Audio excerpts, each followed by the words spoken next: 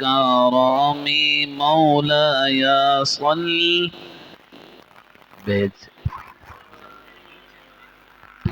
أبدا على حبيبك خير الخلق كلهم.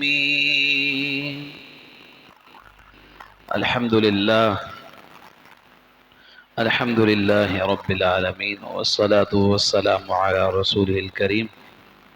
أما بعد، فأعوذ بالله من الشيطان الرجيم. بسم الله الرحمن الرحيم.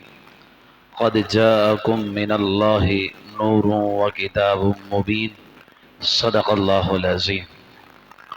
ایک بار بلند آواز پڑھ لیں، اللہم صلی علی محمد وعلی آل محمد وبارک وسلم. لائق صد تکریم، قابل صد سامع ذی وقار، السلام علیکم ورحمۃ اللہ وبرکاتہ. آج 12 ربیع الاول کا دن ہے، اور یہ وہ دن ہے کہ جس دن امام الانبیاء حضور تاجدار ختم نبوت صلی اللہ تعالی وسلم اس دنیا میں مبعوث کیے گئے.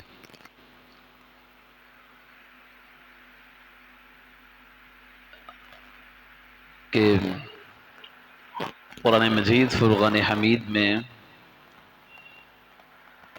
جس دن قرآن کریم کو لوح محفوظ پر نازل کیا گیا، جس رات میں، اس رات کو قرآن نے کہا لیلۃ القدر، اور لیلۃ القدر نزول قرآن کی شب قرار پائی. اور جس دن نزول قرآن ہو اس کو کہتے ہیں شب قدر. اور اس شب کے بارے میں اللہ نے فرمایا کہ وہ خیر من الف شہر، یعنی 1000 مہینوں سے افضل ہے. جس شب میں قرآن نازل ہو وہ ایک رات 1000 مہینوں سے افضل. تو بتائیں کہ جس دن پیارے آقا صلی اللہ علیہ وسلم کی ولادت ہو، صاحب قرآن کی ولادت ہو، تو پھر وہ دن کتنے دنوں سے افضل پائے گا. کہ قرآن، صاحب قرآن، یعنی جس کے سینے پر نازل ہو، اس قرآن کی عظمت کہ ایک رات لوح محفوظ پر، کیونکہ قرآن پاک جو ہے اس کے نزول کے 3 مقامات ہیں. پہلے لوح محفوظ ہے جہاں اکٹھا قرآن پاک کو اتارا گیا، وہ شب قدر میں اتارا گیا. تو اس رات کو اللہ کریم نے شب قدر قرار پایا. تو جو آیت کریمہ میں نے تلاوت کی ہے، قد جاءکم برہان من ربکم وانزلنا الیکم نورا مبینا، تحقیق تمہارے پاس تمہارے رب کی طرف سے ایک دلیل آئی، اور ہم نے تمہیں ایک نور مبین عطا کیا. اللہ تعالیٰ فرماتا ہے قرآن پاک میں، برہان کہتے ہیں عربی میں، ویسے تو اس کے کئی معنی ہیں. ایک اس کا معنی ہے دلیل، ایک اس کا معنی ہے دلیل. اس کا ایکو کم کریں. برہان کے متعدد معنی ہیں، ایک معنی ہے اس کا دلیل. سرکار دو عالم صلی اللہ تعالی علیہ وسلم جو ہیں وہ توحید کی دلیل ہیں. کیونکہ دلیل تب ہوتی ہے جب کوئی دعویٰ ہوتا ہے. جب دعویٰ نہیں تو دلیل کی ضرورت نہیں، جب دعویٰ ہے تو پھر دلیل کی ضرورت ہے. سرکار دو عالم صلی اللہ تعالی وسلم اللہ تعالیٰ کی توحید کی دلیل ہیں. اللہ تبارک و تعالیٰ کی توحید ایک دعویٰ ہے، اور حضور صلی اللہ تعالی علیہ وسلم اس کی ایک دلیل ہیں. کلمہ طیبہ یہ دعویٰ ہے، اور کلمہ طیبہ میں آپ دیکھیں کہ اس کا پہلا جز لا الہ الا اللہ دعویٰ ہے، اور محمد الرسول اللہ صلی اللہ علیہ وسلم اس کی دلیل ہے۔ کلمے میں اللہ رب العالمین نے دونوں چیزوں کو مجتمع فرمایا ہے۔ اسی طرح آپ دیکھیں کہ جس قدر دعویٰ کامل ہو اس کی دلیل بھی اسی طرح کامل و اکمل ہوا کرتی ہے، اور جس قدر دلیل مضبوط ہو اس قدر وہ دعویٰ اور مضبوط ہوتا چلا جاتا ہے۔ اگر دلیل ہو ناقص، اگر دلیل ہو کمزور تو دعویٰ بھی کمزور ہے، اور اگر دلیل ہو قوی، اگر دلیل ہو مضبوط تو دعویٰ بھی مضبوط ہو جاتا ہے۔ معلوم ہوا کہ سرکار دو عالم صلی اللہ علیہ وسلم ہر لحاظ سے کامل و اکمل ہیں، اس میں کسی قسم کا نقص، کمزوری، عیب نہیں ہے اور نہیں ہو سکتا، ورنہ توحید پر نقص لازم آئے گا، اور کوئی اگر ایسا سوچے گا تو اس کا ایمان تباہ و برباد ہو جائے گا۔ شاعر نے کہا کہ وہ کمال حسن حضور ہیں کہ گمان نقص جہاں نہیں، یہی پھول خار سے دور ہیں، یہی شمع ہے کہ دھواں نہیں۔ ہمارا عقیدہ ہے کہ دعوی توحید میں کوئی نقص نہیں ہے، اور نہ اس کی دلیل میں۔ غور فرمائیے، اللہ کریم نے دعوے میں اور دلیل پر اگر غور کریں تو دونوں میں کوئی نقطہ نہیں ہے۔ نہ کلمہ طیبہ میں لا الہ الا اللہ میں نقطہ ہے، اور نہ محمد الرسول اللہ میں نقطہ ہے۔ اسی طرح لا الہ الا اللہ جو پہلا جز ہے اس میں بھی 12 حروف ہیں، اور محمد الرسول اللہ صلی اللہ علیہ وسلم میں بھی 12 حروف ہیں۔ فرمایا محبوب نقطہ مجھ پر بھی نہیں ہے، اور محبوب نقطہ تجھ پر بھی نہیں ہے۔ کہا شریک میرا بھی کوئی نہیں ہے، محبوب شریک تیرا بھی کوئی نہیں ہے۔ میں خدا ہونے میں لا شریک ہوں، اور مصطفیٰ تو محبوب ہونے میں تیرا کوئی شریک نہیں ہے۔ جس طرح میرا خدا ہونے میں کوئی شریک نہیں، مصطفیٰ تیرا حبیب ہونے میں کوئی شریک نہیں ہے۔ عزیز دوستو، پیارے آقا صلی اللہ تعالی علیہ وسلم کی شان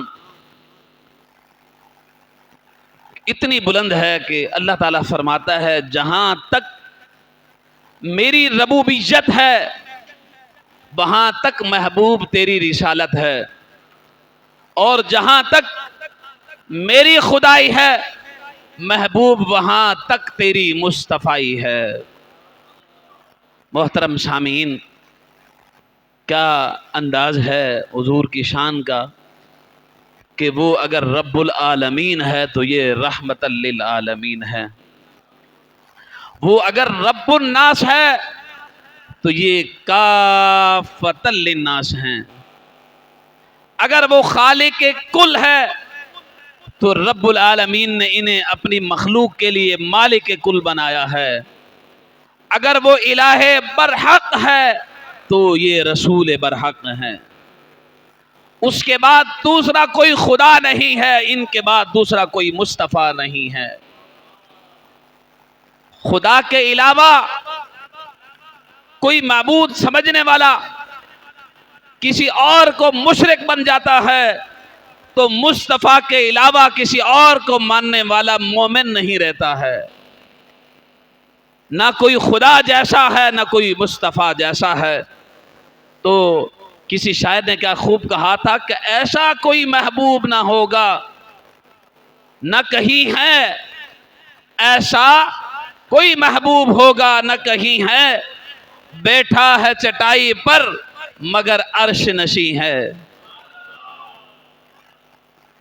کہ بیٹھا یہ چٹائی پر ہے اور خبریں عرش کی دیتا ہے، بیٹھا ہے یہ چٹائی پر زمین پر، لیکن رب العالمین سے ہم کلام ہوتا ہے۔ حضرت موسیٰ علیہ السلام کے لیے خاص شرط تھی کہ وہ انہیں کوہ طور پر جانا پڑتا تھا اور رب العالمین بس وہاں ان سے کلام فرماتا تھا. لیکن آپ کے اور میرے آقا صلی اللہ علیہ وسلم کی یہ شان ہے، مکہ میں ہو یا مدینے میں ہو یا طائف میں ہو، ہر جگہ رب العالمین محبوب سے ہم کلام ہے. ہر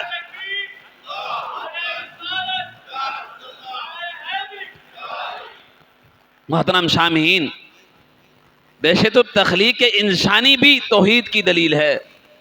قرآن پاک میں اللہ رب العالمین ارشاد فرماتا ہے کہ یا ایھا الناس اعبدوا ربکم الذی خلقکم، اے لوگو اعبدوا، اپنے رب کی عبادت کرو، وہ جس نے تمہیں پیدا کیا ہے.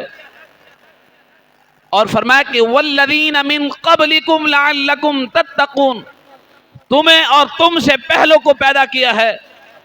یعنی کہ تمہاری پیدائش اور تم سے پہلوں کی پیدائش جو ہے یہ بھی توحید کی دلیل ہے کہ پیدا کرنے والا جو ہوتا ہے وہ خالق ہوا کرتا ہے، اور جو خالق ہوتا ہے وہی معبود برحق ہوا کرتا ہے. تو فرمایا کہ تمہاری پیدائش، تمہاری تخلیق اور تمہارے اگلوں کی تخلیق بھی میری توحید کی دلیل ہے. میں تمہارا رب ہوں جس نے تمہیں پیدا کیا ہے. فرمایا اسی طرح زمین بھی توحید کی دلیل ہے. اللہ تبارک و تعالی نے ارشاد فرمایا قرآن پاک میں الذی جعل لکم الارض فراشا، کہ ہم نے تمہارے لیے زمین کو فرش بنایا ہے، والسماء بناء، اور ہم نے تمہارے لیے آسمان کو چھت بنایا ہے، وانزل من السماء ماء، اور ہم تمہارے لیے آسمان سے اتارتے ہیں بارش کو، من الثمرات، جس سے پھل پیدا ہوتے ہیں، فَأَخْرَجَ بِهِ مِنَ الثَّمَرَاتِ رِزْقًا لَكُمْ، اس کو ہم تمہارے لیے رزق بناتے ہیں. فَلَا تَجْعَلُوا، بس نہ بناؤ، لِلَّهِ، اللہ کے لیے، اندادن کوئی شریک، وَأَنْتُمْ تَعْلَمُونَ، حالانکہ تم جانتے ہو. یہ آسمان بھی توحید کی دلیل ہے، یہ زمین بھی توحید کی دلیل ہے، یہ بارش کا نازل ہونا بھی توحید کی دلیل ہے. میرے دوستو، اسی طرح اللہ رب العالمین کی یہ تمام جتنی بھی نشانیاں ہیں یہ توحید کی دلیلیں ہیں. سوال پیدا ہوتا ہے کہ جب ہماری تخلیق بھی اس کی توحید کی دلیل ہے، ہم سے پہلوں کی بھی تخلیق اس کی توحید کی دلیل ہے، زمین کا بنانا یہ بھی اس کی توحید کی دلیل ہے، آسمانوں کا بنانا یہ بھی اس کی توحید کی دلیل ہے، آسمان سے بارش کو نازل کرنا یہ بھی اس کی توحید کی دلیل ہے، زمین پر پھلوں کو اگانا یہ بھی اس کی توحید کی دلیل ہے، انسان کو مختلف نعمتوں سے نوازنا یہ بھی اس کی توحید کی دلیل ہے. لیکن یہ ساری دلیلیں تو ضرور ہیں، لیکن یہ خاموش دلیلیں ہیں. کوئی تو دلیل ایسی ہونی چاہیے تھی جو کہ ناطق دلیل ہو، اور وہ میرے مصطفیٰ کے علاوہ ناطق دلیل کوئی اور نہیں ہو سکتی تھی. کوئی تو ہو کہ جو رب العالمین کی بولتی ہوئی توحید کی دلیل ہو، تو وہ کوئی اور نہ تھی بلکہ میرے مصطفیٰ کی ذات کی صورت میں موجود تھی وہ. تو اس لیے ان دلیلوں میں اور حضور کا توحید کی دلیل ہونے میں کوئی تو امتیازی فرق ہو. تو اسی طرح اللہ رب العالمین نے محبوب خدا کو ناطق توحید کی دلیل بنایا ہے. کس طرح حضور رب العالمین کی توحید کے واحد ناطق دلیل ہیں، کس طرح ہماری تخلیق ہے، ہماری تخلیق اس کی توحید کی دلیل ہے، لیکن خاموش دلیل ہے. سرکار دو عالم صلی اللہ علیہ وسلم اس کی توحید کی دلیل ہے، مگر منہ سے بولتی ہوئی دلیل ہیں، تمام خاموش دلائل ہیں. لیکن یہ دلیل ناطق ہے، وہاں اس دلیل کی ناطق دلیل کی ابتدا ہوتی ہے. توجہ فرمائیں، جہاں تمام خاموش دلیلیں خاموش ہو جاتی ہیں. مکہ، میرے دوستو، مشرکین مکہ نے یہ کہہ کر، ہمارے خداؤں نے یہ کہا تھا، یعنی کہ قریش مکہ نے، کہ یہ جتنی بھی دلیلیں ہیں کہ آسمان کو بنایا ہے، زمین کو بنایا ہے، فرش کو بنایا ہے، عرش کو بنایا ہے، لوح کو بنایا ہے، کرسی کو بنایا ہے، کہا یہ سب کچھ ہمارے خداؤں نے بھی ہمیں بتایا ہے، لیکن یہ ایسی منہ بولتی دلیل ہے کہ یہ تو اس سے پہلے ایسی کوئی دلیل نہ تھی، وہ ساری دلیلیں خاموش تھی. اس کا اشارہ یہ ایسی دلیل ہے کہ اس کا اشارہ ہو تو چاند دو پارے ہو جائے. اس کا اشارہ ہو تو سورج واپس پلٹ آئے، اگر اس کا اشارہ ہو تو درخت چلنے لگے، اگر اس کا اشارہ ہو تو پتھر کلمہ پڑھنے لگے، اگر اس کا اشارہ ہو تو گونگے بولنے لگے۔ اللہ اکبر، کوئی ایسی دلیل کی ضرورت تھی، اور وہ دلیل حضور علیہ الصلوۃ والسلام کی ذات میں موجود تھی۔ مولانا روم فرماتے ہیں کہ درخت بھی بولتے تھے، کیسے؟ اس کو سنیے کہ ایک مرتبہ حضور اکرم صلی اللہ تعالی علیہ وسلم ایک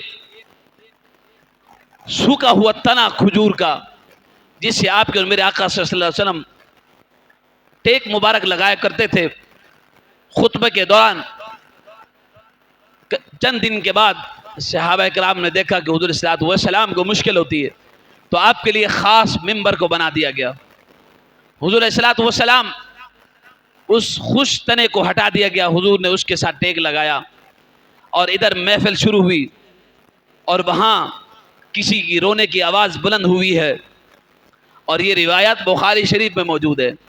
اور مولانا روم میں اس میں اپنے انداز میں فرماتے ہیں کہ استن حنانا کہ از ہجر رسول نالہ میزد ہمچو ارباب عقول، کہا کہ حضور نے جب اس سے اپنی پشت انور کو نہیں دکھایا ہے نا، اس سے حضور نے اپنی پشت کو جدا کیا ہے، اور ممبر پر بیٹھ کر ٹیک لگایا ہے، اور اس کو دور کر دیا گیا ہے۔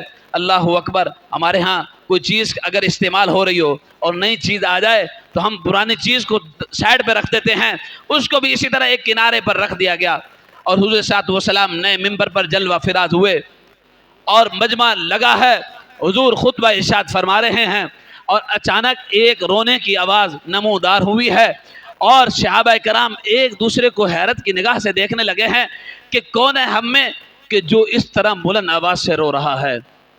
جب صحابہ نے ایک دوسرے کو غور و فکر سے، تدبر سے دیکھا ہے کہ ہم میں تو کوئی رونے والا موجود نہیں ہے، ایک دوسرے کو دیکھتے ہیں کوئی رونے والا موجود نہیں ہے، اچانک یہ آواز رونے کی آ رہی کہاں سے ہے؟ اللہ اکبر، یہ تو جس کو درد ہو اسے پتہ چلتا ہے، یا جو درد کی دوا دینے والا ہو اسے پتہ چلتا ہے کہ میرے مجمع میں بیٹھا رو رہا کون ہے۔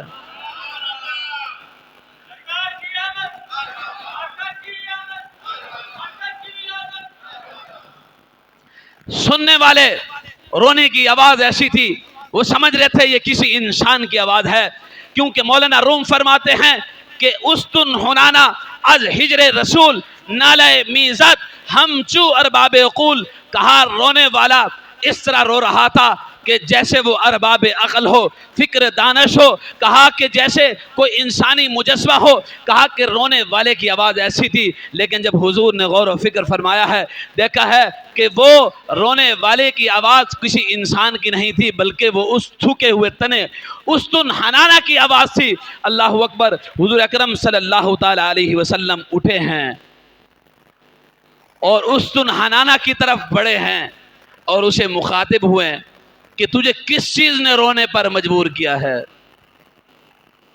بڑا لطیف نکتہ عرض کرنے لگا ہوں، تجھے کس چیز نے رونے پر مجبور کیا ہے؟ وہ کیا کہتا ہے؟ حضور آپ سے جو دور ہوا ہوں۔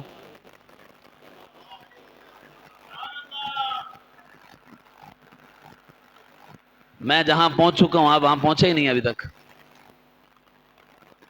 مولانا روم اسی عربی فارسی اشعار کے آخر میں لکھتے ہیں کہ آج ہماری محبت اس سوکھے ہوئے تنے سے بھی گئی گزری ہے، ہم تو اس سوکھے ہوئے تنے جتنی بھی محبت حضور سے نہ کر سکے۔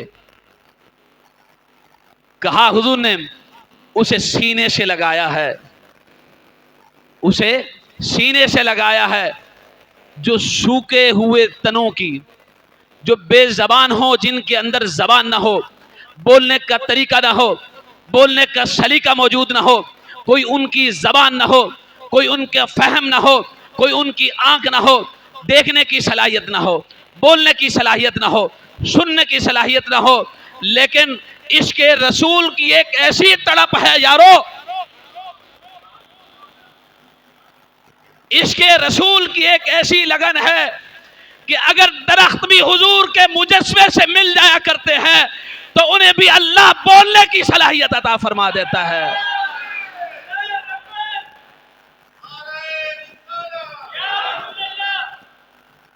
میرے عزیز دوستو، حضور اکرم صلی اللہ تعالی علیہ وسلم نے اسے سینے سے لگایا ہے اور اسے ایسے ہاتھ اور تھپکی لگا کر خاموش کرا رہے ہیں جیسے ماں بلکتے ہوئے بچے کو، روتے ہوئے بچے کو تھپکی دے کر خاموش کراتی ہے۔ حضور اپنے اس طرح محبت میں رونے والے اس تنہنانا اس خشک کھجور کے تنے کو خاموش کراتے ہیں۔ لوگ کہتے ہیں کہ محبت جن کے سینوں میں موزن ہوا کرتی ہے، میں نے کہا عشق رسول کی تڑپ دل میں اٹھا کے دیکھ، پھر حضور کو اپنے خوابوں میں آتا دیکھ، اور پھر نورانی چہرہ کا دیدار کرتا دیکھ، وہ تڑپ ہو تو صحیح نا۔ لوگ کہتے ہیں حضور صلی اللہ علیہ وسلم کی زیارت سے مشرف نہیں ہوتے۔ میں اس واقعے کو کئی دفعہ آپ کے سامنے عرض کر چکا ہوں، لیکن میں پھر اس عشق کے ماحول میں اور اس عشق کی گلی سے گزرتے ہوئے آپ کے سامنے دوبارہ رکھتا ہوں کہ زیارت رسول عربی صلی اللہ تعالی وسلم کرنے کے لیے کوئی زیادہ محنت نہیں کرنی پڑتی ہے، بلکہ کوئی غلام فقط عشق میں آ کر تڑپ جائے اور مکین گنبد خضرا اس کے زیارت میں آ جایا کرتے ہیں۔ ایک شام کے بزرگ گزرے ہیں، ان کے پاس ایک ان کا مرید آیا اور کہا حضرت کوئی ایسا نسخہ بتائیے کہ جس سے حضور علیہ السلام کی زیارت ہو جائے، حضور کے چہرہ نورانیت کو دیکھوں۔ بزرگوں نے کہا شام میں آنا، تمہیں وظیفہ بتاؤں گا۔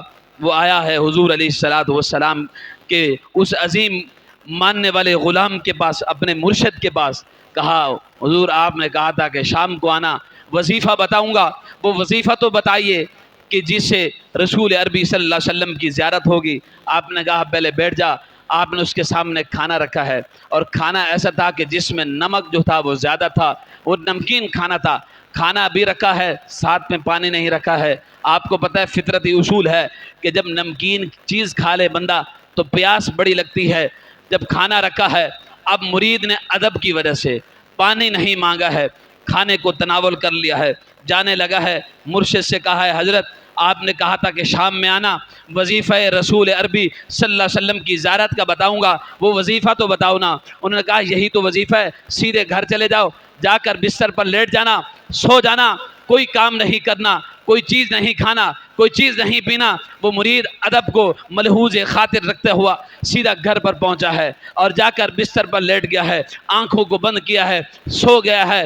فجر میں اپنے مرشد کے پاس پھر آیا ہے، کہا حضرت آپ نے تو وعدہ کیا تھا کہ حضور کی زیارت ہوگی، لیکن زیارت تو نہیں ہوئی ہے۔ پیر نے کہا پھر زیارت تو نہیں ہوئی، لیکن جب تو سویا ہے تو خواب میں کیا دیکھا ہے؟ کہا جب سویا ہوں آنکھیں بند کی ہیں، نیند آئی ہے، خواب میں بس ایک ہی چیز دیکھی ہے، جہاں بھی دیکھتا ہوں پانی کو دیکھتا ہوں، دریاؤں کو دیکھتا ہوں، سمندروں کو دیکھتا ہوں، کنووں کو دیکھتا ہوں، جہاں بھی دیکھتا ہوں بس پانی نظر آتا ہے۔ مرشد نے کہا یہی تو وظیفہ ہے۔ کہا یہ کیسا وظیفہ ہے؟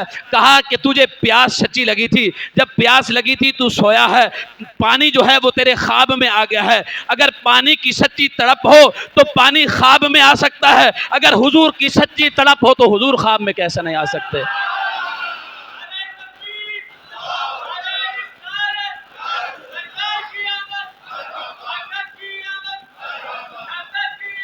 مرحبا۔ عزیز دوستو، ایک اور نیا واقعہ آپ کے سامنے آپ کی عشق کی سماعتوں کی نظر کرتا ہوں۔ ایک صحابی ہیں حضرت اکرمہ، جو کہ ابو جہل کا بیٹا تھا، دشمن اسلام تھا۔ ایک دن حضور کے سامنے سے، حضور کی گلی سے گزر ہوا اور حضور نے نگاہ رحمت اس پر ڈالی ہے، توجہ فرمائی ہے۔ حضور نے جب توجہ فرمائی، دیکھا اور کہا اکرمہ اللہ نے تیری اتنی سونی شکل بنائی ہے، اتنا خوبصورت تجھے بنایا ہے، مجھے اچھا نہیں لگے گا اگر تو جہنم میں جلے۔ بس حضور کا یہ کہنا تھا۔ اکرمہ کے دل کی دنیا بدلی، لیکن باپ دادا کا دین آڑے تھا، باپ کی جو ناراضگی تھی وہ آڑے تھی۔ کہیں باپ اور ہمارے قبیلے کے لوگ کیا کہیں گے کہ تو نے بھی کلمہ پڑھ کر اسلام میں داخل ہو گیا ہے۔ کہا کہ دل کی دنیا تو بدلنے کے قریب تھی، لیکن ایک ذہن یہ کہہ رہا تھا کہ اگر اسلام قبول کر لیا تو رشتہ دار کیا کہیں گے، قبیلے والے کیا کہیں گے، میرا باپ کیا کہے گا. اور ادھر حضور کی نگاہ جو تھی وہ دل کی دنیا کا نقشہ بدل چکی تھی. اللہ اکبر. اب وہ سیدھا جاتا ہے بت خانے میں. کہاں جاتا ہے؟ بت خانے میں. اور بتوں سے، اپنے جھوٹے خداؤں سے جو ہے وہ خاطب ہوتا ہے اور کہتا ہے کہ کچھ میرا علاج کرو، میں اپنے باپ دادا کا دین چھوڑنے کے قریب ہوں. کچھ ایسا کرو کہ یہ جو دل کی دنیا اسلام کو قبول کرنے کے لیے تیار ہو چکی ہے، یہ خیال میرے دل سے نکل جائے. حضور کی جو نگاہ پڑی ہے، حضور کی محبت جو میرے سینے میں ایسا ایسا پیوست ہوتی جا رہی ہے، یہ میرے دل سے نکل جائے. تو بتوں نے جواب دیا، کہا مثل احمد کل جہاں میں ہے نہیں، مصطفیٰ تو بھولنے کی شے نہیں. بھولنا ہے تو تو نے تو مجھ کو بھول، وہ تو اللہ کے ہیں سچے رسول. تو حیران ہوا اکرما، کہا کہ جو آج تک بولتے نہیں تھے، آج اگر بولتے بھی ہیں تو ہمارے مخالف کے حق میں بولتے ہیں. آج تو بولتے بھی یہ ان کے حق میں ہیں. وہاں سے بھی لاجواب ہوا. چلتے چلتے بچنے کے لیے اسلام سے دور بھاگنے کے لیے سیدھا دریا میں چھلانگ لگاتا ہے. اور جب دریا میں چھلانگ لگاتا ہے نا تو دریا کو اللہ رب العالمین حکم دیتا ہے کہ اسے باہر نکال دے. دریا عرض کرتا ہے مولا کی بارگاہ میں، یا اللہ تو نے میری گہرائی کو اس لیے زیادہ بنایا ہے کہ جو بھی آئے وہ ڈوب جائے. اللہ اکبر. اللہ نے دریا کو حکم فرمایا، دریا وہ ٹھیک ہے تیری گہرائی کو اس لیے بنایا ہے، لیکن یاد رکھ تیری گہرائی کو دیکھوں یا مصطفیٰ کی نظر کو دیکھوں، تیری گہرائی کو دیکھوں یا پھر پڑی ہوئی یار کی نظر کو دیکھوں، تیری گہرائی کو دیکھوں یا بددعا کے مکھڑے ہوئے کی نگاہیں جو اس کے سینے پر پڑی ہیں اور اس کی دل کی دنیا کا نقشہ جو بدل دیا ہے، مصطفیٰ کی یاری کو دیکھوں یا پھر تیری گہرائی کو دیکھوں. لہذا تجھ کو حکم یہ ہے کہ اس کو باہر نکال دے. اللہ اکبر. دریا نے اس کو باہر نکالا ہے اور وہ سیدھا حضور علیہ الصلوۃ والسلام کی بارگاہ میں آیا ہے، قدموں میں لپٹ گیا ہے. حضور نے کلمہ پڑھایا ہے اور اپنے دامن میں اسے سمیٹ لیا ہے. عزیز دوستو، حضور علیہ الصلوۃ والسلام کے عشق کی داستان ایسی اتنی حسین داستان ہے کہ امام بصیری فرماتے ہیں کہ حضور کی محبت کا عالم، کہ ایک شخص حضور علیہ الصلوۃ والسلام کے پاس آتا ہے، کہتا ہے کہ اگر آپ یہ مجھے معجزہ دکھائیں کہ درخت جو ہے وہ آپ کے پاس چل کر آئے اور آپ کا کلمہ پڑھے، پھر میں مانوں گا. لیکن اس بات سے پہلے میں آپ کی ایک بات کی طرف اور توجہ دلانا چاہتا ہوں کہ کافر بھی اتنا جانتے تھے، کافر بھی اتنا جانتے تھے کہ حضور یہ سب کچھ دکھا سکتے، اس لیے وہ ایسے کام لایا کرتے تھے جو عقول کے خلاف ہوا کرتے تھے. اب کافر تو جانتے تھے یہ درخت بول نہیں سکتا ہے، دیکھ نہیں سکتا ہے، بے زبان ہے، اس کے بعد دماغ نہیں ہے، چلنے کے لیے پاؤں نہیں ہیں، لیکن اس کے باوجود کافر بھی انوکھی فرمائشیں کرتے تھے. آیا حضور کی پاس کہ حضور میں تب کلمہ پڑھوں گا جب یہ درخت آپ کی گواہی دے. حضور نے فرمایا ٹھیک ہے. حضور نے فرمایا جس درخت کو چاہو، جس درخت کو بھی چاہو، درخت کو بھی خاص نہیں، کہیں وہ یہ نہ کہہ دیتا کہ یہ درخت ہے شاید اس پر جادو کیا ہوا ہے معاذ اللہ. حضور نے فرمایا جس درخت کو چاہو. میرا عقل کہتا ہے اس کا ایک مفہوم یہ بھی ہو سکتا ہے، چاہے مشرق میں چلے جاؤ، چاہے مغرب میں چلے جاؤ، چاہے شمال میں چلے جاؤ، چاہے جنوب میں چلے جاؤ، جہاں بھی جاؤ، جو بھی درخت تمہیں نظر آئے، جس کو تم انتخاب جس کا کرو، اس سے کہو کہ تمہیں رسول اللہ نے بلایا ہے، تمہیں رسول اللہ نے بلایا ہے. وہ گیا ایک درخت کے پاس، کہا تجھے محمد عربی بلاتے ہیں. وہ درخت دائیں جانب اس نے حرکت کی ہے، بائیں جانب حرکت کی ہے، ہلنے لگا ہے، اپنی جڑوں کو اکھیڑا ہے. اکھیڑنے کے بعد زمین پر پاسیاں پلٹتے ہوئے حضور کے قدموں میں آیا ہے، اور حضور کے قدموں میں آ کر، حضور کے قدموں کے قریب ہو کر، بے زباں ہو کر حضور کا کلمہ پڑھتا ہے. اور یہاں کافر حیران رہ جاتا ہے کہ درخت بھی حضور کا کلمہ پڑھتے ہیں.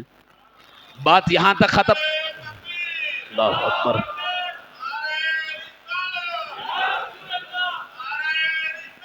یا رسول اللہ. اور درخت بھی حضور کا کلمہ پڑھتے ہیں. اور یہاں تک یہاں ابو جہل ہے, حضور کے پاس آیا ہے, کہتا ہے حضور کی بارگاہ میں میرے ہاتھوں میں کیا ہے.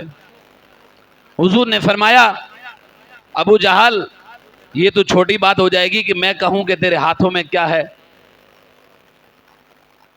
میں تو چلو پتھروں کو پہچان لوں گا, تیرے ہاتھوں میں کنکری ہیں, یہ جو بھی ہے میں اگر کہوں شاید تجھے اتنا حیرانی کی نہ ہو, لیکن ابو جہل اگر تیرے ہاتھوں میں جو چیز ہے وہ مجھ محمد کا تعارف کرا دے کہ میں کون ہوں, اگر وہ بتا دے کہ میں کون ہوں. ابو جہل حیران. حضور نے حکم فرمایا جو بھی ہاتھوں میں ہے بتائے کہ میں کون ہوں. اس کے ہاتھوں میں کنکریاں تھی, اور کنکریاں جو تھی وہ پتھر تھے, نہ تو زبان تھی. اور وہ جیسے حضور کا حکم فرمانا تھا, کنکریوں نے بلند آواز سے پڑھا اشہد ان لا الہ الا اللہ واشہد انک محمد عبدہ ورسولہ. دوستو ہمارا نبی تو وہ نبی ہے کہ جس کا اشجار بھی کلمہ پڑھتے ہیں. ہمارا نبی تو وہ نبی ہے جس کا کنکریاں بھی کلمہ پڑھتی ہیں. ہمارا نبی تو وہ نبی ہے کہ جو ہاتھ سے نہیں فقط انگلی کے اشارے سے. حد ہے یار آپ لوگوں پر.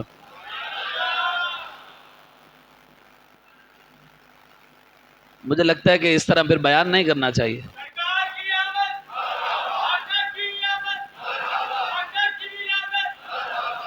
آج تو چھٹی ہے نا سب کی, تو اگر اوپر چلے جائیں تو کوئی ناراض تو نہیں ہوگا. امجد بھائی اجازت ہے؟ ہاں. تو کہا کہ ہمارا نبی تو وہ نبی ہے کہ جو اشارہ کرے تو سورج واپس پلٹ آئے.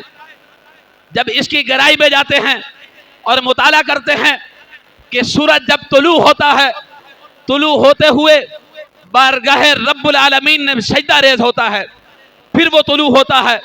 جب غروب ہوتا ہے تو رب العالمین کی بارگاہ میں سجدہ ریز ہوتا ہے. عشق رکھنے والوں, دل میں حضور کی محبت رکھنے والوں سنو, حضور نے جب مولا کائنات کی نماز کو ادا پڑھانے کے لیے مولا کائنات سے جب کہا نا علی قضا پڑھنی ہے یا ادا پڑھنی ہے, علی کا ایمان چیک کرو. علی محبت رکھتے تھے حضور کی, اور علی جانتے تھے اللہ نے ہمارے محبوب کو ایسا مقام عطا فرمایا ہے, ایسی شانیں عطا کی ہیں, ایسی رفعت عطا کی ہیں. سورج تو چھوٹی بات ہے. حضور نے فرمایا علی قضا پڑھنی ہے یا ادا پڑھنی ہے. عشق رکھنے والوں میری بات کمپلیٹ ہو تو آپ نے اس کا حق ادا کرنا ہے. حضور نے فرمایا ادا پڑھنی ہے یا قضا پڑھنی ہے. حضور عرض کی یا رسول اللہ صلی اللہ علیہ وسلم ادا پڑھنی ہے. حضور نے اشارہ فرمایا ہے, سورج واپس پلٹا ہے. اب اس حدیث کو جب میں پڑھتا ہوں کہ سورج جب طلوع ہوتا ہے تو اللہ کی بارگاہ میں سجدہ ریز ہوتا ہے, جب غروب ہوتا ہے تو سجدہ ریز ہوتا ہے. اب اس کی تشریح یہاں پر کیا ہوگی. اب سورج ابھی غروب ہوا تھا, مطلب کہ رب العالمین کی بارگاہ میں سجدہ ریز تھا, اطاعت خدا بندی میں تھا, اللہ کی اطاعت میں مشغول تھا. ادھر بلاوا ہے کملی والے کا, ادھر بلاوا ہے آقا کا. حضور نے اشارہ فرمایا کہ سورج واپس پلٹ, علی کو نماز عصر ادا پڑھانی ہے. اب سورج نے رب العالمین کی بارگاہ میں, میرا تخیل یہ کہتا ہے, کہا ہوگا یا اللہ ادھر تیری بارگاہ میں تیری اطاعت میں ہوں, ادھر تیرے محبوب کا بلاوا آیا ہے. یقیناً میرے رب نے جو قرآن ہم پڑھتے ہیں اور قرآن میں جو رب العالمین شان رسول عربی بیان فرماتا ہے اس کی تفسیر سے یہی نتیجہ نکلتا ہے کہ اللہ رب العالمین نے اس آیت کی جب تفسیر پڑھتا ہوں, من یطع الرسول فقد اطاع اللہ, جس نے رسول کی اطاعت کی پس تحقیق اس نے اللہ کی اطاعت کی. اس آیت کے ضمن میں کہتا ہوں اللہ نے سورج سے فرمایا ہوگا سورج پہلے جا میرے مصطفیٰ کی اطاعت کر.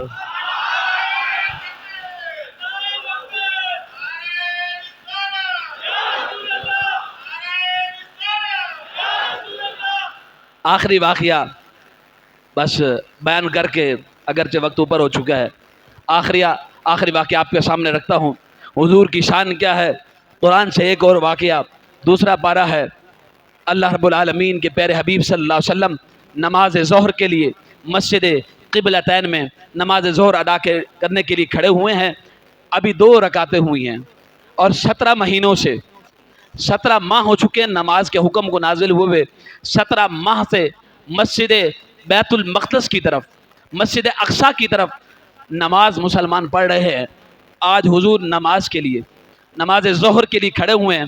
دل میں خیال آیا ہے کہ اگر مسلمانوں کا قبلہ مسجد اقصی کے بجائے اگر مسجد حرام بن جائے، حضور کے دل میں خیال آیا ہے۔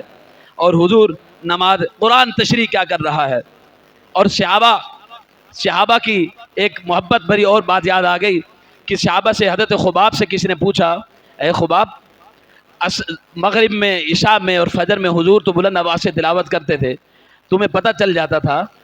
بتایا ہو ظہر عصر میں تو حضور بلند آواز سے قرات نہیں کرتے تھے، تو تمہیں کیسے پتہ لگتا تھا کہ حضور قرات کر رہے ہیں؟ تو صحابہ کیا کہتے ہیں کہ ہم حضور علیہ الصلوۃ والسلام لحیتہ، حضور علیہ الصلوۃ والسلام کی ریش مبارک کو دیکھتے تھے، اور حضور علیہ الصلوۃ والسلام کی ریش مبارک کو دیکھتے ہوئے ہمیں اندازہ ہو جاتا تھا کہ حضور قرات فرما رہے ہیں۔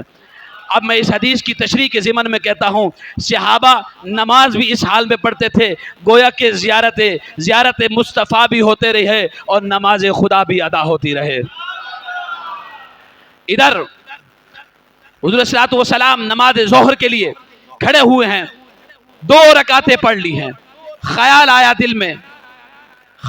دل میں کہ قبلہ مسجد اقصی سے مسجد حرام بن جائے، اور حضور نماز کی حالت میں، قرآن کہتا ہے قد نرا تقلب وجهک فی السماء، محبوب آپ کا چہرہ بار بار آسمانوں کی طرف اٹھانا ہم دیکھ رہے ہیں۔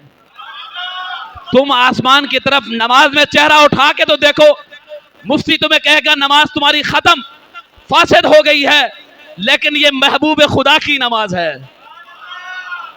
لوگ کہتے ہیں کہ حضور ہمارے جیسے ہیں، میں نے کہا تم نماز میں یہ عمل کر کے دیکھو تو تمہاری نماز فاسد، اور یہاں رب العالمین کے محبوب کی نماز دیکھو کہ اللہ تعالیٰ فرماتا ہے قد نرا تقلب وجهک فی السماء، محبوب بار بار آپ کا آسمانوں کی طرف دیکھنا ہم دیکھ رہے ہیں۔ اللہ اکبر، انداز محبوب خدا کیا ہے کہ ہم دیکھ رہے ہیں۔ جب کسی سے محبت ہوتی ہے نا تو میں یہ نہیں کہتا میں تجھے دیکھتا ہوں، کہا ہم تجھے دیکھتے ہیں، کہا کہ ہم بار بار آسمانوں کی طرف آپ کا چہرہ اٹھانا دیکھ رہے ہیں۔ اللہ نے نماز میں حکم فرما دے مصطفیٰ کو کہ مصطفیٰ آپ ابھی ہی نماز کی حالت میں قبلے کو بدل دیں۔ میں نے کہا یا اللہ، تھوڑی دیر کے لیے حکم کو مؤخر کر دیا جاتا، 2 رکعتیں تو پوری ہونے دیتے ہو جاتی، نماز عصر میں حکم فرما دیا جاتا کہ مسجد اقصی کو چھوڑ کر مسجد حرام کی طرف رخ کر کے نماز پڑھا جائے۔ لیکن رب کیا چاہتا ہے؟ رب یہ چاہتا ہے اگر مصطفیٰ نے حالت نماز میں اگر قبلے کو بدلنے کا خیال کر لیا ہے، اب یہاں اس کی بات آپ کے سامنے رکھنے لگا ہوں، جو لوگ عمرہ یا حج پر گئے ہیں، مسجد قبلتین کو دیکھا ہے، اب اگر مسجد اقصی کی طرف رخ تھا اور مسجد اب حرام کی طرف رخ کرنا ہے، اب امام جس صف میں کھڑا ہے اگر مسجد حرام سے مسجد اقصی سے مسجد اقصی کی طرف رخ کرنا ہے، اب امام کی صف مسجد حرام کی طرف جب رخ کریں گے تو وہ امام کی صف آخری صف بن جائے گی، یعنی امام یہاں کھڑا ہے، اب جب مسجد حرام کی طرف رخ ہوا تو حضور کی ذات وہاں، اور ساری کی صفیں، اللہ رب العالمین کو محبوب کی مرضی اور منشا کتنی پیاری ہے کہ اللہ نے فرمایا نماز کی حالت میں 2 رکعتیں ہو چکی ہیں، نماز کی حالت میں حضور کو فرمایا کہ آپ مسجد اقصی سے مسجد حرام کی طرف رخ انور کو پھیر لیں۔ آج سے قبلہ جو ہے وہ مسجد حرام ہو گیا ہے۔ کیسے؟ حضور علیہ الصلوۃ والسلام کو حکم فرمایا، اب حضور علیہ الصلوۃ والسلام نے مسجد اقصی سے اپنے رخ کو مسجد حرام کی طرف پھیرا ہے، حضور آگے چلے ہیں، جتنے بھی پیچھے صفیں تھی ساری کی ساری صفیں پیچھے ہوتی گئی ہیں، ساری کی ساری صفیں پیچھے ہو گئی، حضور آگے چلتے گئے، یہاں کی جو پہلی صف تھی وہ وہاں تک چل کر گئی ہے، دوسری صف اس کے پیچھے، تیسری صف اس کے پیچھے، ساری صفیں حضور کے پیچھے، حضور آگے ہیں، صفیں اور نمازی اور مقتدی پیچھے ہیں۔ گویا کہ حضور آگے چل رہے تھے، حضور کے غلام صحابہ پیچھے چل رہے ہیں، ادھر سے ادھر رخ ہوا ہے، نماز نہیں ٹوٹی ہے، نماز نہیں ٹوٹی ہے۔ نتیجہ یہ نکلتا ہے کہ نماز ہوتی وہی ہے کہ جو عشق مصطفیٰ میں ادا ہوتی ہے۔ اور حیدرآباد میں جو واقعہ رونما ہوا ہے، حضرت سیدنا فاروق اعظم رضی اللہ تعالی عنہ کی گستاخی کی گئی ہے، اور یقیناً یہ برداشت سے ناقابل بحر ہے کہ علی اعلان کوئی چاہے کہیں بھی کھڑا ہو کر صحابہ کرام پر طعن و تشنیع کرنا شروع کر دے، یہ ہمارے ایمان کو گوارا نہیں ہے۔ یہ آج مسلمانوں کو جھنجھوڑا جا رہا ہے، آج ان کی شان میں بار بار گستاخی کی جا رہی ہے۔ ان کو کیا پتا فاروق اعظم کی شان کا؟ فاروق اعظم تو حضور نے فرمایا وہ ہیں کہ یفر الشیطان، اگر فرمایا، حضور فرماتے شیطان آ رہا ہو اور فاروق اعظم آ رہا ہو، شیطان راستہ بدل دیتا ہے۔ یہ فاروق اعظم کی شان ہے، اور ان کے لیے کیا میں کہوں، اللہ انہیں عقل سلیم عطا کرے، یا ان کی زبانوں کو اللہ تعالیٰ تباہ و برباد کرے کہ جو حضرت فاروق اعظم رضی اللہ تعالیٰ عنہ پر تبرہ کرتے ہیں۔ فاروق اعظم کی شان یہ ہے کہ حضور نے فرمایا قیامت کا دن ہوگا، سب سے پہلے اول من ینشق عن القبر، کہا کہ سب سے پہلے میری قبر کو کھولا جائے گا، اور میں اپنی قبر سے سب سے پہلے باہر نکلوں گا، اور کہا کہ اس حال میں نکلوں گا کہ دائیں ہاتھ میں صدیق کا ہاتھ ہوگا، بائیں ہاتھ میں فاروق اعظم کا ہاتھ ہوگا۔ گویا کہ پہلے میں نکلوں گا، پھر فاروق ابو بکر نکلے گا، پھر فاروق اعظم نکلے گا۔ تو اس لیے ان لوگوں کو عقل سلیم حاصل کرنی چاہیے، اور کہیں ایسا نہ ہو کہ ہمارا صبر کا پیمانہ لبریز ہو جائے، اور پھر یہ عشق مصطفیٰ کے متوالے پھر تمہیں پکڑنے پر مجبور نہ ہو جائیں۔ اس لیے ہم بڑے ادب کے ساتھ کہہ رہے ہیں، اور حکومت بھی حرکت میں آئی ہے، چند لوگ پکڑے جا چکے ہیں، اور مزید ہم کہتے ہیں ہمارا مطالبہ ہے کہ ان کو پکڑا جائے اور قرار واقع سزا دی جائے، اور کوئی بھی کسی بھی صحابی کی اگر توہین کرتا ہے، یا کسی بھی اہل بیت کی توہین کرتا ہے، یا کسی بھی نبی کی توہین کرتا ہے، یا کسی بھی رسول کی توہین کرتا ہے، یا امام الانبیاء علیہ السلام کی توہین کرتا ہے، یا کوئی بھی مقدسات اسلامیہ کی توہین کرتا ہے، ہم یہ کہتے ہیں کہ اسے قرار واقع سزا دی جائے۔ اس لیے ہم تو وہ لوگ ہیں، ہم تو خدا اہل سنت کو آباد رکھے، خدا کی قسم یہ وہ قافلہ ہے، یہ قافلہ وہ عشق و مستی کا وہ قافلہ ہے، خدا کی قسم جن کے سینوں میں بس عشق و محبت ہے، عشق و محبت ہے۔ یہ رسول عربی کے غلام ایسے غلام ہے کہ حضور سے بھی بے پناہ محبت کرتے ہیں، اور حضور کے اہل بیت سے بھی بے پناہ محبت کرتے ہیں، حضور کے اصحاب سے بھی بے پناہ محبت کرتے ہیں۔ بس اگر ان کے سینوں میں کچھ ہے تو محبت ہے، محبت کے سوا کچھ نہیں ہے، اور خدا اسی محبت کے سائے میں ہمیں رکھے۔ نثار تیری چہل پہل پر ہزاروں عید ربیع الاول، سوائے ابلیسیوں کے جہاں میں سبھی تو خوشیاں منا رہے ہیں۔ اللہ خدا اہل سنت کو آباد رکھے، محمد کا میلاد ہوتا رہے گا۔ وما توفیقی الا باللہ العلی العظیم۔